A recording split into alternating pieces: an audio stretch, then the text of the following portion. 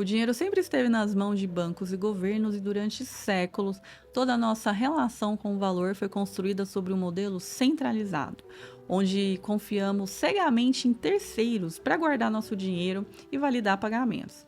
Mas e se existisse uma forma de transacionar diretamente com outra pessoa, de maneira global e sem depender de nenhuma instituição? E foi exatamente essa a solução do Bitcoin. O Bitcoin não é apenas uma moeda digital. Ele representa uma revolução na forma como pensamos sobre dinheiro e confiança. Então, para entender por que o Bitcoin surgiu, precisamos olhar para os eventos que moldaram essa inovação.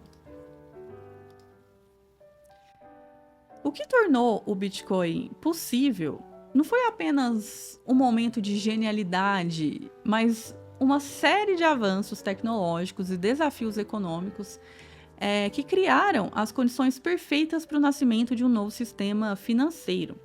A descentralização da informação com a internet, a crescente desconfiança no sistema financeiro tradicional e o avanço da criptografia foram alguns dos elementos-chave que pavimentaram o caminho para essa revolução. Então, desse modo, a gente vai explorar esses momentos marcantes e entender as características fundamentais que fazem do Bitcoin uma inovação tão disruptiva. Antes da internet, a forma como a gente consumia informação era completamente centralizada.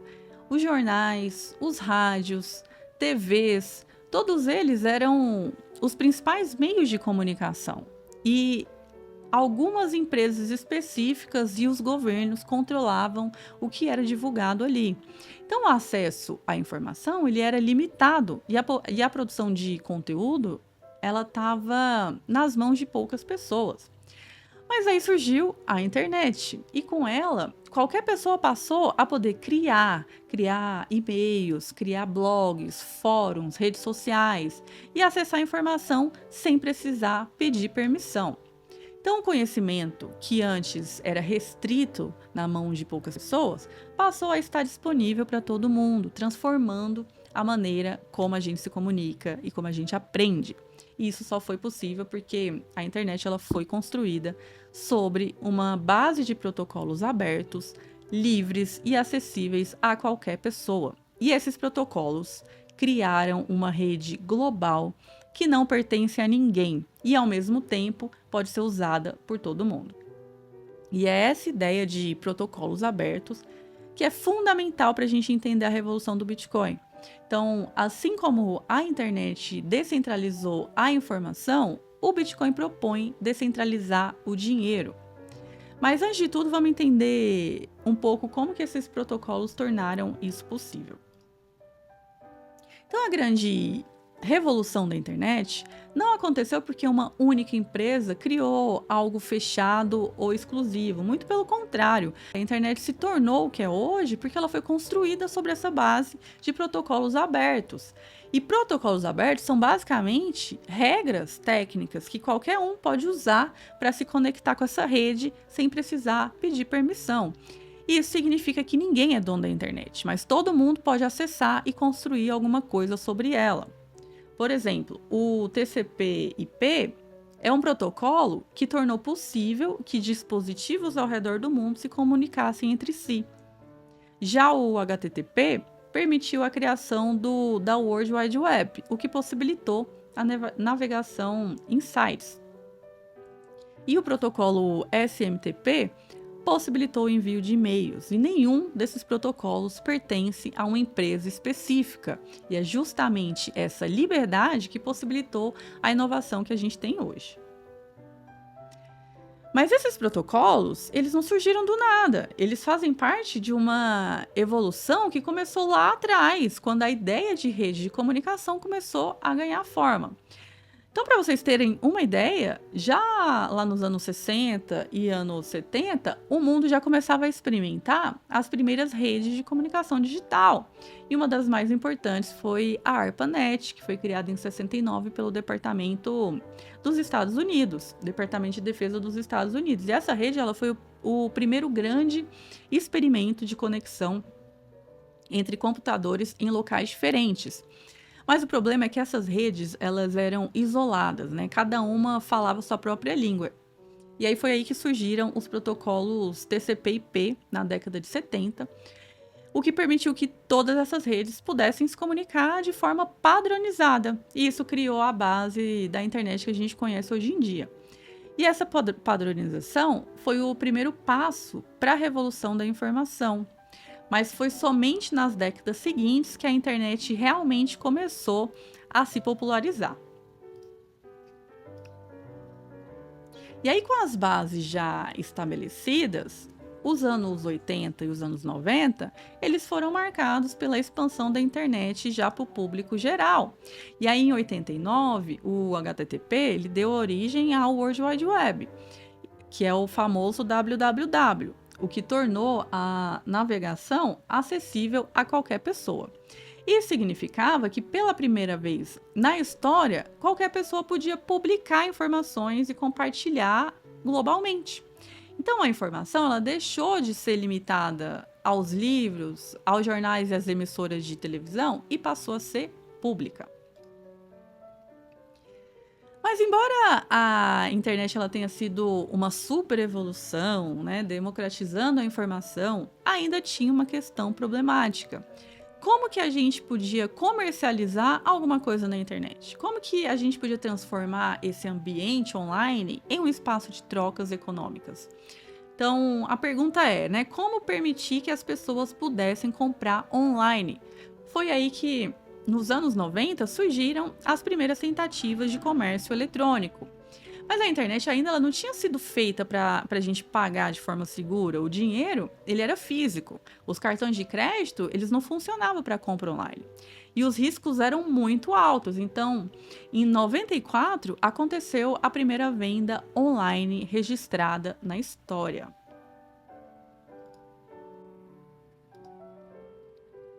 Então, a primeira compra registrada online foi um pedido de pizza do Pizza Hut em 94, que antes se chamava PizzaNet.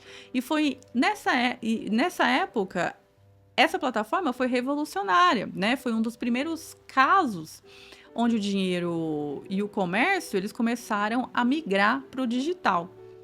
E aí, como toda tecnologia emergente, né, a segurança ainda era um grande problema. No início, as transações elas eram muito vulneráveis, né? Teve diversas tentativas de golpes. Então, como garantir que essas informações de pagamento elas pudessem ser transmitidas de forma segura, sem os riscos, né, delas serem ali interceptadas? E a resposta veio através da criptografia. E aí, como eu falei no módulo anterior, a criptografia ela existe há séculos e a sua função sempre foi garantir a comunicação segura em ambientes onde existe algum adversário, ou seja, em um ambiente onde tenha o risco de espionagem ou de fraude. Então, desde a citei o Cipher, passando pela Enigma Machine usada na Segunda Guerra Mundial, até a criptografia assimétrica que protege nossos dados hoje em dia, todas essas tecnologias elas surgiram para garantir a confidencialidade e integridade das informações. E foi com base nesses avanços que começaram a surgir as primeiras tentativas de dinheiro digital criptográfico.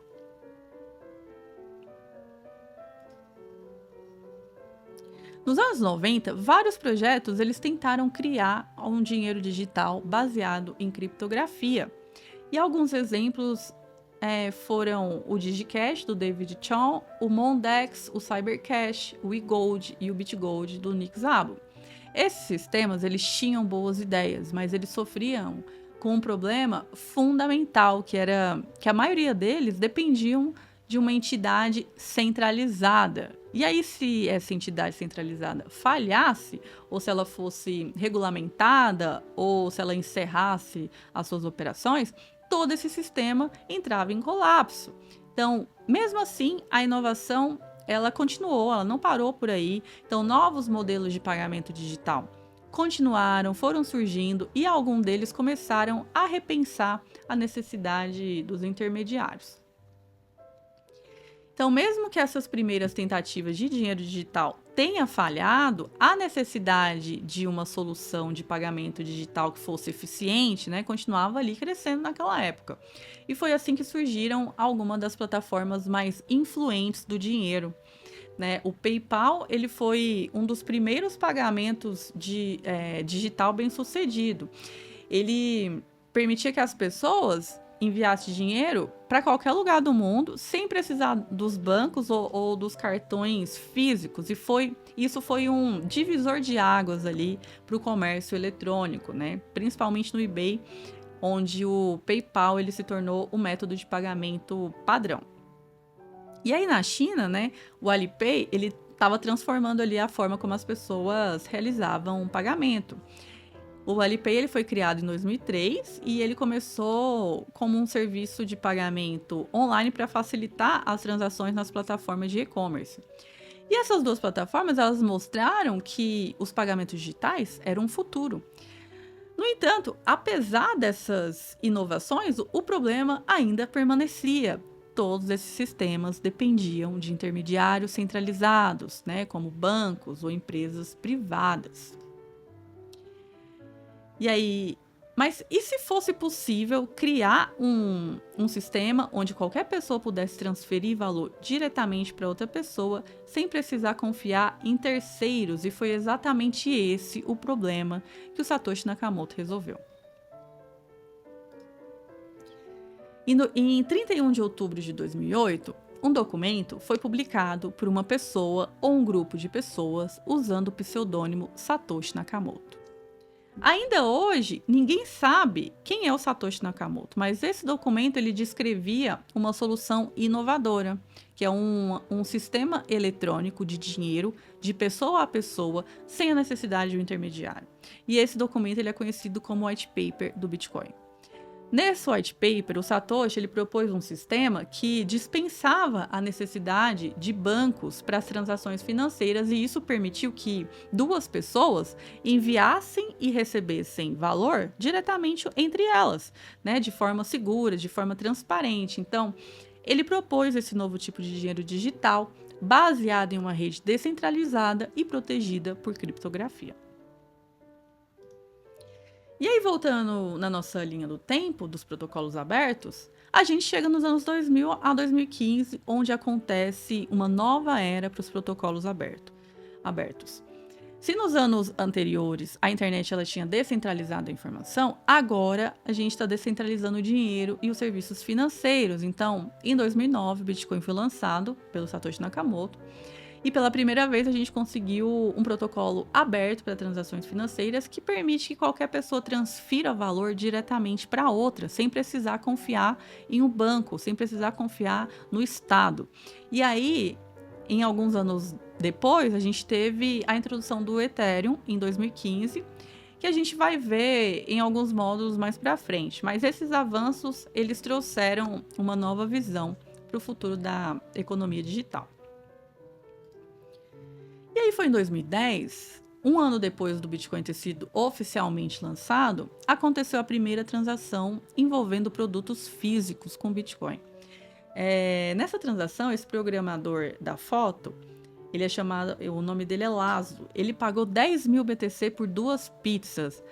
E foi a primeira vez que alguém usou o Bitcoin como dinheiro para comprar algo físico. E esse evento simbolizou o início da economia Bitcoin. E ele é lembrado todos os anos como Bitcoin Pizza Day. E o mais curioso é que, na época, esses 10 mil BTCs valiam cerca de $40. Mas hoje esse mesmo valor equivale a 840 milhões de dólares. E isso torna essa pizza, sem dúvida, a pizza mais cara da história. Então, assim como a internet descentralizou o acesso à informação, permitindo que as pessoas compartilhassem conhecimento, né, sem depender das grandes mídias, o Bitcoin está fazendo o mesmo com o dinheiro, eliminando a necessidade dos bancos e governos para realizar uma transação financeira. Então, ele é muito mais do que uma moeda digital. Ele é um novo sistema financeiro que é resistente à censura e baseado em regras matemáticas. E mesmo que muitas pessoas ainda não percebam o impacto do Bitcoin, ele já está transformando a economia global. Então, antes da gente entender as características do Bitcoin, a gente precisa voltar para um dos momentos mais turbulentos da economia moderna, que foi a crise financeira de 2008. Esse colapso, ele começou quando os bancos começaram a emprestar dinheiro para qualquer pessoa, mesmo sabendo que essas pessoas elas não poderiam pagar. E aí, depois que essas pessoas pegavam o empréstimo, o banco simplesmente vendia essa hipoteca para outro investidor. A história é literalmente uma bola de neve, que eu não vou entrar em detalhes aqui, mas basicamente eles inflaram uma bolha no mercado financeiro. No mercado financeiro não, no mercado imobiliário. E quando essa bolha estourou, milhões de pessoas perderam suas casas, perderam seus empregos, as suas economias. E o pior de tudo foi que, enquanto a população estava ali enfrentando as consequências, os bancos responsáveis por esse desastre, eles foram resgatados com bilhões de dólares de dinheiro do dinheiro público. E aí esse evento expôs uma falha fundamental do sistema financeiro, onde grandes instituições assumem riscos excessivos, mas são salvas pelo governo quando tudo dá errado. E aí foi nesse cenário de desconfiança que o Satoshi Nakamoto apresentou uma alternativa. Ele apresentou um sistema financeiro descentralizado, onde ninguém precisaria confiar nos intermediários para armazenar ou transferir valor. Foi aí que, no dia 3 de janeiro de 2009, o Bitcoin nasceu, com a mineração do seu primeiro bloco, conhecido como bloco Gênesis.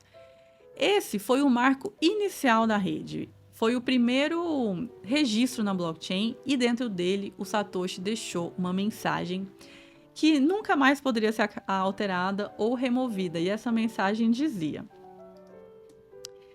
The Times, 3 de janeiro de 2009, Chancellor on brink of second bailout for banks, que em português seria: o chanceler está prestes a conceder um segundo resgate aos bancos. The Times, 3 de janeiro de 2009.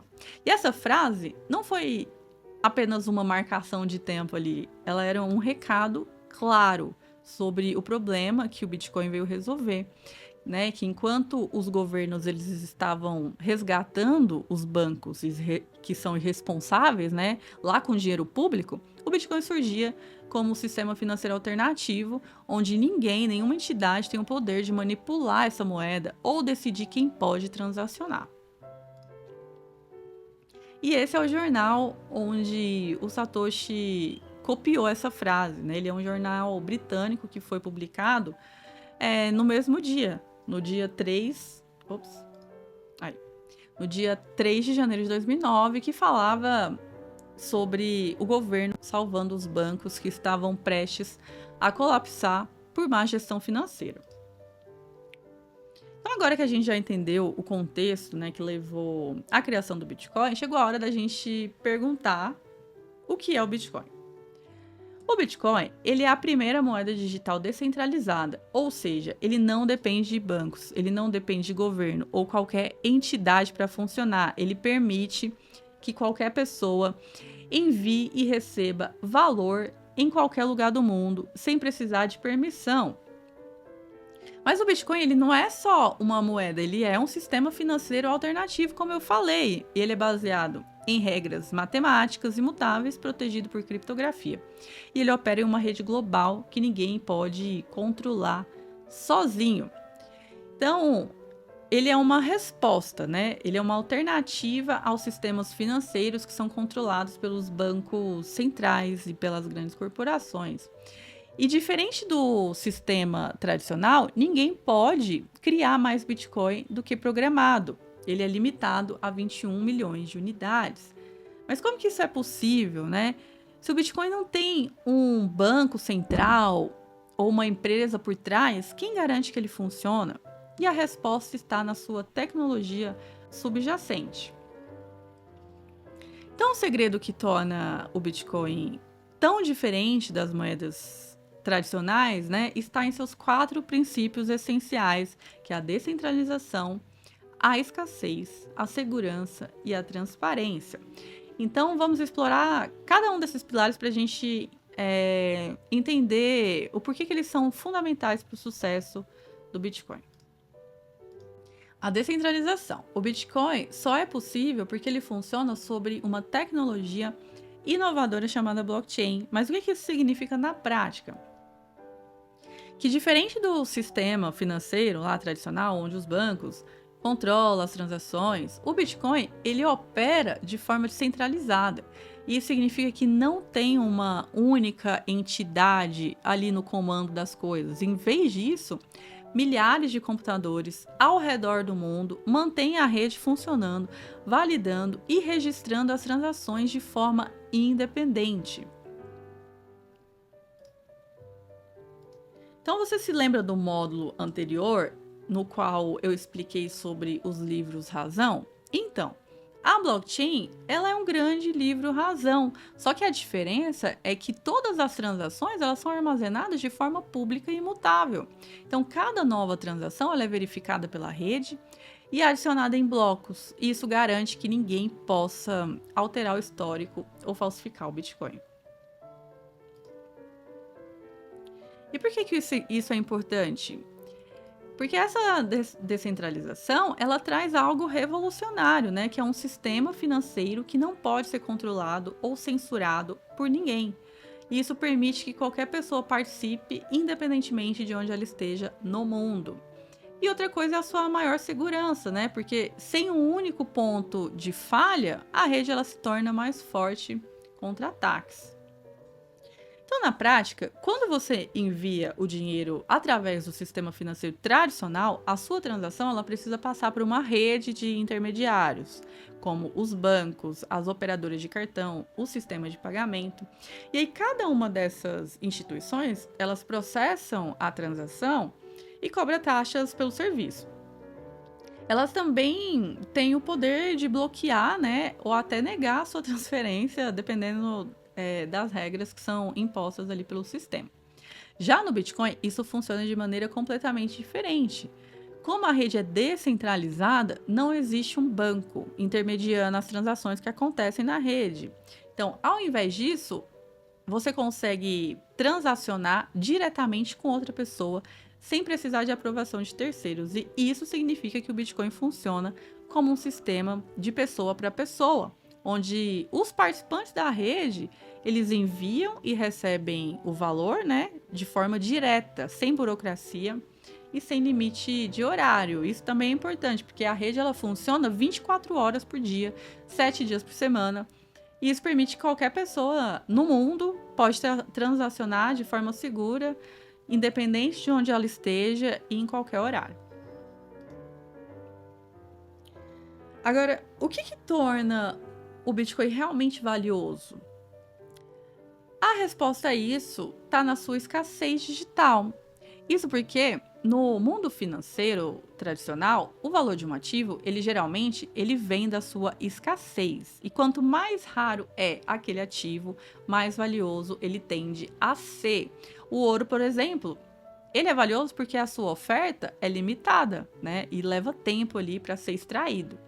Mas o Bitcoin ele trouxe um conceito totalmente novo, que é a escassez digital. Então, diferente, né, do dinheiro tradicional, que pode ser impresso em quantidades infinitas lá pelo Banco Central, o Bitcoin tem um limite programado de 21 milhões de unidades. E isso significa que, independentemente da demanda, nunca mais existirão mais Bitcoins do que esse número, né? E esse limite fixo ele é reforçado por um mecanismo muito importante que o Satoshi Nakamoto implementou na tecnologia, que ele é chamado de halving. Então, para evitar que o Bitcoin fosse emitido de forma descontrolada e perdesse o seu valor com o tempo, o Satoshi implementou esse mecanismo aí que regula a sua emissão, né? O halving. O halving ele é um evento que foi programado no próprio código ali do Bitcoin. E esse evento acontece aproximadamente a cada 4 anos. Então, basicamente, ele reduz pela metade a recompensa que os mineradores recebem por validar os blocos. E isso diminui a quantidade de novos bitcoins que estão entrando em circulação. Então, no início de 2009, cada bloco minerado gerava 50 bitcoins, 50 BTC. E aí, após o primeiro halving, esse número caiu para metade. Ele caiu para 25 BTC. Isso aconteceu em 2012.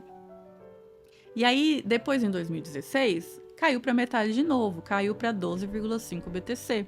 E assim por diante. Então, esse mecanismo, ele reduz cada vez mais a oferta de novos bitcoins e ele é essencial para manter o Bitcoin escasso ao longo do tempo.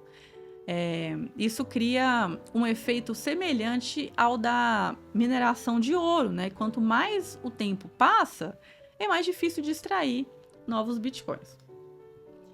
E por que isso é importante? Porque isso protege contra a inflação, né? Diferente lá do dinheiro, né? O dinheiro do Banco Central, que pode ser impresso ilimitadamente, o Bitcoin ele tem uma oferta máxima de 21 milhões de unidades e isso impede a desvalorização do poder de compra das pessoas ao longo do tempo.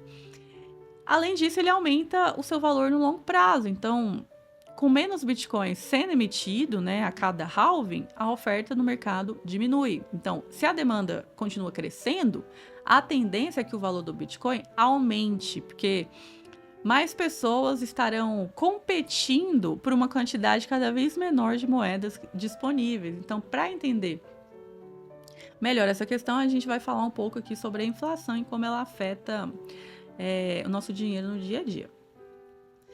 A inflação é um dos maiores problemas do dinheiro tradicional e isso nos afeta o nosso poder de compra ao longo do tempo. E ela acontece quando a oferta do dinheiro cresce de forma descontrolada e isso reduz o valor da moeda, né? Isso significa que o mesmo valor que compra algo hoje, no futuro, comprará muito menos. Então, se há alguns anos atrás a gente comprava café por R$2, hoje o café pode custar R$8 ou mais, né?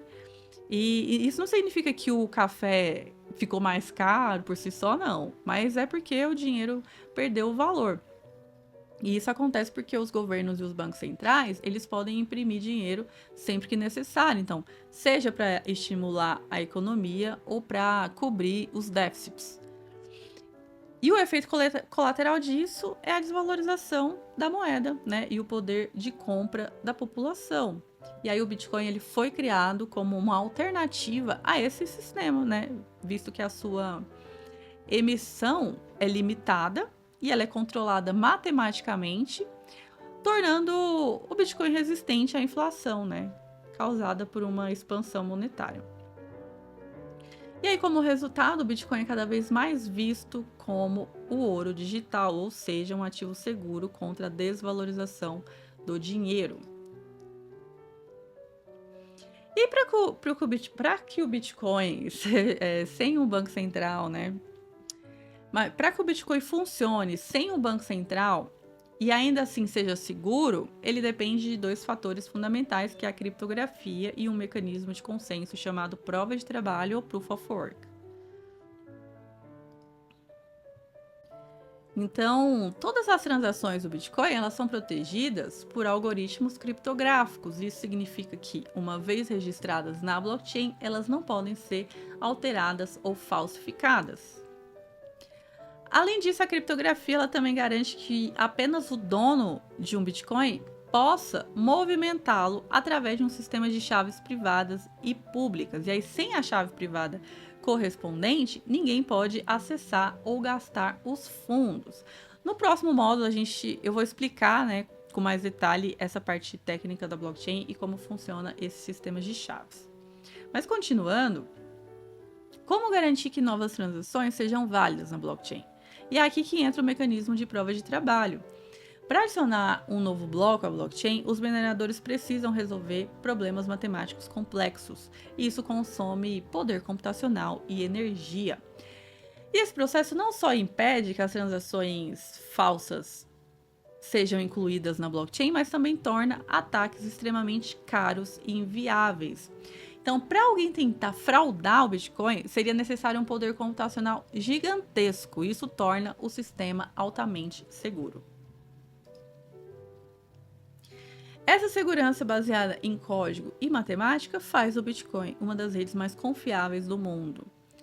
Mas além da segurança, né, um outro fator que fortalece a sua credibilidade é a sua transparência. Então, diferente do sistema tradicional, onde as transações acontecem em redes fechadas e elas só são acessíveis pelas pessoas que estão envolvidas naquela rede, o Bitcoin opera com total transparência. Então, cada transação feita na rede Bitcoin ela é registrada em uma blockchain pública que tá acessível a qualquer pessoa. E isso significa que qualquer usuário ele consegue auditar a rede e verificar as transações que acontecem ali em tempo real.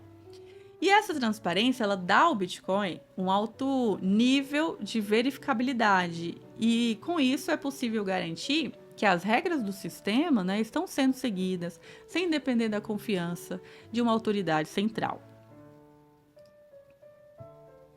Então, esses são os pilares fundamentais que sustentam o Bitcoin e garante que ele continue funcionando de forma previsível e confiável, independentemente de bancos ou de qualquer entidade centralizada. E aí, ao entender esses pilares, fica claro que o Bitcoin ele se diferencia de qualquer outro ativo ou de qualquer sistema monetário que já foi criado. Ele não depende da confiança das pessoas, tá? Ele depende do código aberto de uma rede distribuída que valida e protege cada transação. E é por isso que, para muitas pessoas, o Bitcoin não é apenas uma inovação tecnológica, mas uma revolução na forma como a gente pensa sobre dinheiro e soberania financeira. Então é isso, eu espero que esse módulo tenha te ajudado a entender não apenas o que é o Bitcoin, mas por que ele representa uma mudança tão significativa no mundo financeiro. Como eu falei, o Bitcoin não é só uma tecnologia, ele é uma nova forma de pensar sobre dinheiro e liberdade, né? Ao entender o seu funcionamento hoje, isso pode fazer toda a diferença no seu futuro. Então, muito obrigada por ter me acompanhado até aqui e eu vejo você no próximo módulo.